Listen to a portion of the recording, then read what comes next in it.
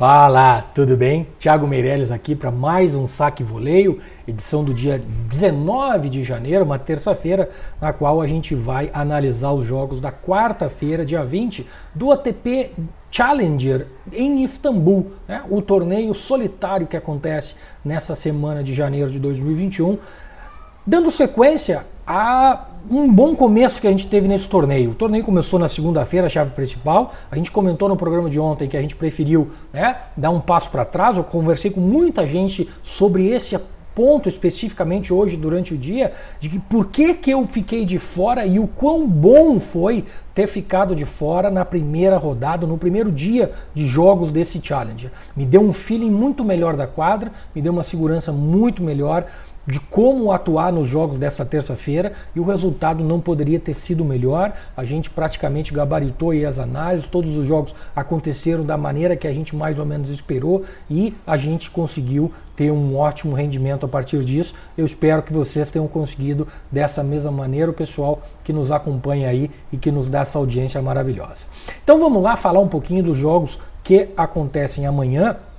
De novo, um outro cuidado que a gente precisa ter é que logo depois de um grande dia, geralmente a gente tem aquela síndrome do super-homem, né? Que é a síndrome de que a gente sabe tudo, vai acertar tudo, qualquer preço que a gente olha tá bom, a oportunidade é nossa, vai cravar tudo, aumenta o stake, sobe a unidade, pesa a mão demais, e o que normalmente acontece é que a gente acaba devolvendo até com juros o lucro que a gente teve no dia anterior. Então, muita calma, muita tranquilidade na hora de analisar e na hora de decidir as apostas que a gente vai fazer, tanto pré-live quanto live, quando que a gente for entrar no mercado ou não, durante essa quarta-feira. Os jogos estão um pouquinho mais difíceis de leitura do que os que aconteceram hoje, e eu vou tentar dar a minha opinião aqui para ver se eu ajudo vocês a gente chegar num consenso aí do que é melhor a gente fazer nessa quarta-feira lá em Istambul. Então eu vou logo já botar os jogos aqui na tela para a gente acompanhar, e a gente começa logo falando do jogo entre o espanhol Taberner e Josef Kovalik, né? Dois jogadores que têm no saibro a sua superfície favorita, e eu não vejo motivos para o espanhol ser tão favorito assim com uma odd de 1,65.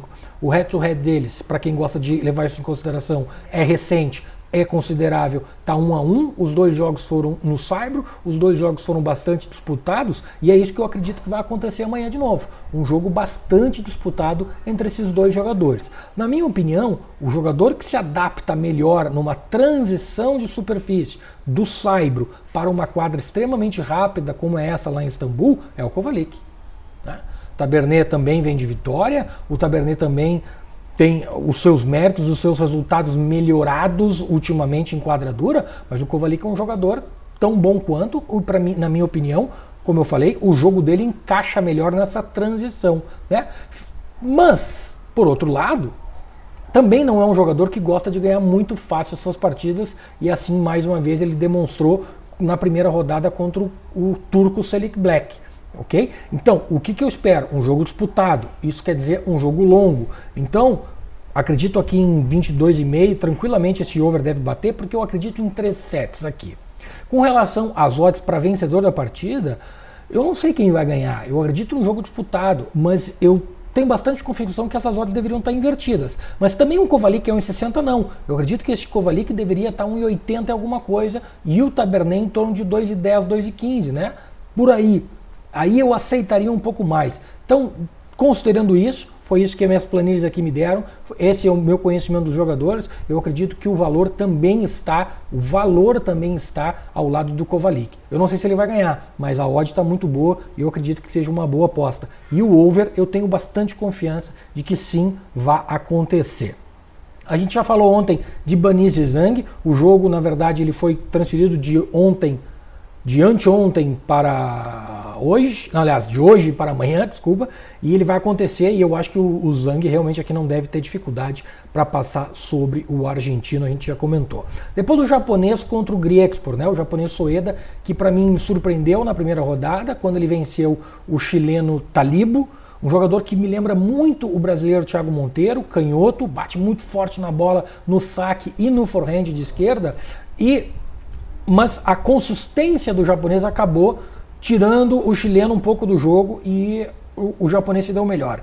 O Griexpor aqui é um jogador, né, um nível acima do Tabilo, na minha opinião, para este tipo de quadra, certo? A gente comentou bastante sobre ele ontem, ele cumpriu o que tinha que cumprir e acredito que amanhã ele ganhe. Não vejo muito valor aqui, o handicap de menos 2,5, talvez, né? Talvez, mas hoje no jogo contra o Rossol, o Griexpor sacou muito mal. Muitas quebras no primeiro set. Um pouquinho instável, né? Inconstante demais no saque. Isso, contra um jogador bastante consistente como é o japonês, pode complicar mesmo um handicap pequeno. Então o que eu prefiro me preparar para esse jogo aqui? Esperar ao vivo essa odd do Griexpor se aproximar de 1,80, 1,90, talvez 2, de repente uma quebra muito cedo, essa odd, né? O mercado reage um pouco demais, essa odd, o mercado já flipa, já fica favorito o japonês e o Griexpor zebra, e uma odd acima de 2 eu gostaria e vou ficar feliz de pegar, obviamente, se eu gostar do que eu estiver vendo do Griexpor na quadra. Então esse é um jogo que eu vou deixar separado para ao vivo. Frederico Gaio e Mohamed Safuato, italiano contra o egípcio, para mim o jogo que promete mais durante o dia de amanhã. Dois jogadores que são muito equivalentes, tá? O Gaio, né, a gente comentou ontem que eu tinha um pé atrás sobre o que eu encontraria hoje na quadra e ele se mostrou absolutamente bem, ganhou e ganhou muito mais fácil do que eu imaginava do Clark, não mais fácil, mas ganhou com tranquilidade, né? Um 6-3, 7-5, se eu não me engano. Passou bem pelo britânico, o que deixa ainda mais estranho aquela performance que ele teve lá nos quales do Australian Open em Dubai há uns 10 dias atrás. Hoje ele foi o Gaio normal, sacou muito bem, acho que não foi quebrado, foi quebrado só uma vez depois do set break, mas jogou o jogo muito bem. Mas pega um egípcio que vem numa fase excelente, terminou 2020 muito bem, é um jogador que se formou mais no saibro, mas que está mostrando cada vez mais resultados melhores em quadradura. É um jogador muito rápido, é um jogador que cobre muito a quadra, e assim como o japonês Soeda, tem muita consistência do fundo de quadra. O que deve acontecer nesse jogo? A consistência do egípcio vai testar a paciência do Gaio, que é um jogador que bate muito forte na bola. Bate muito forte, assim como...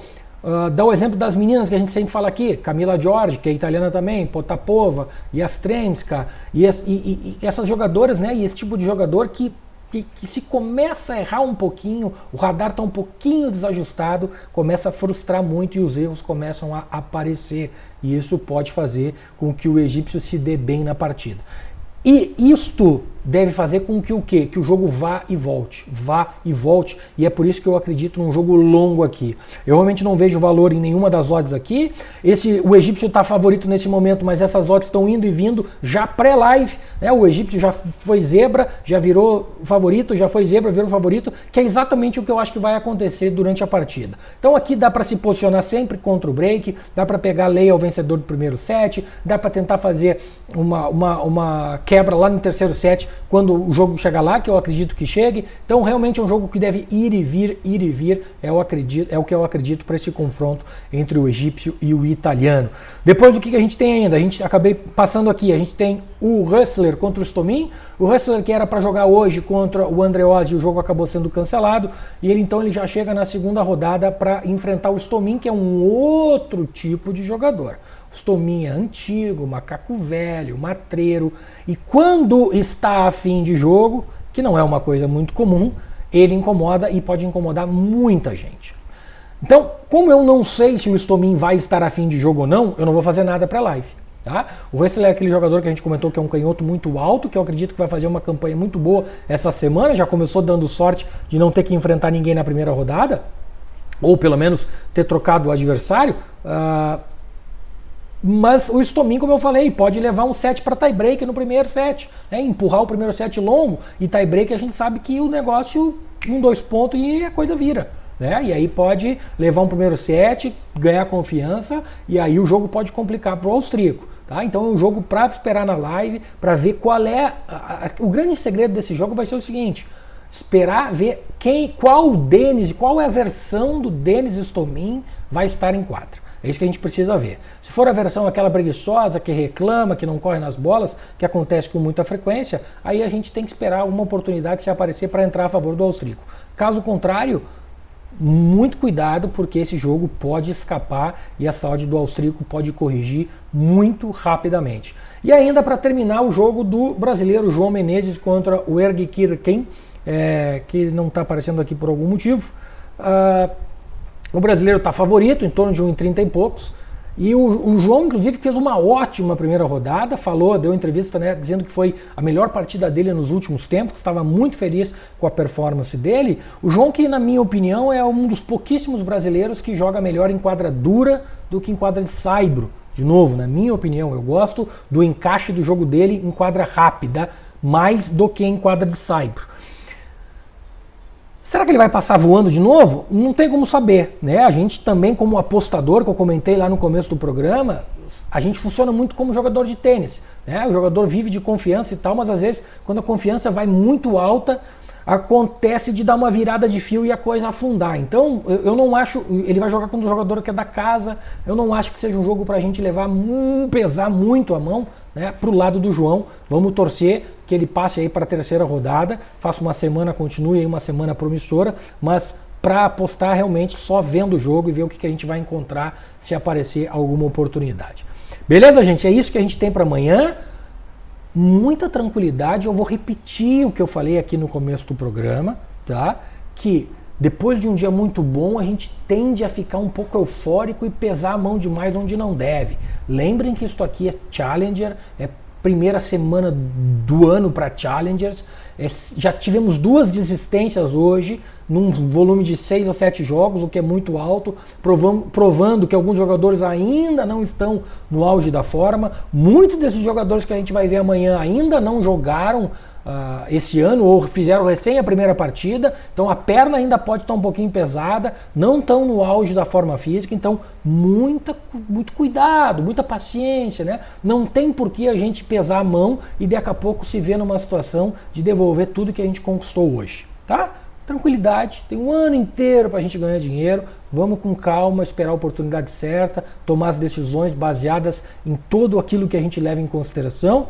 Espero que eu tenha ajudado aqui vocês mais uma vez. Comenta aqui embaixo então como é que foi o teu dia, se foi uma terça-feira bacana, o que tu fez, o que tu não fez e o que você está esperando para amanhã, para essa quarta-feira, um pouquinho mais delicada do que a terça-feira, na minha opinião, mas de novo com potencial de ser um grande dia de apostas e de trading em tênis. Beleza? Eu deixo aqui o meu grande abraço para vocês e keep it green.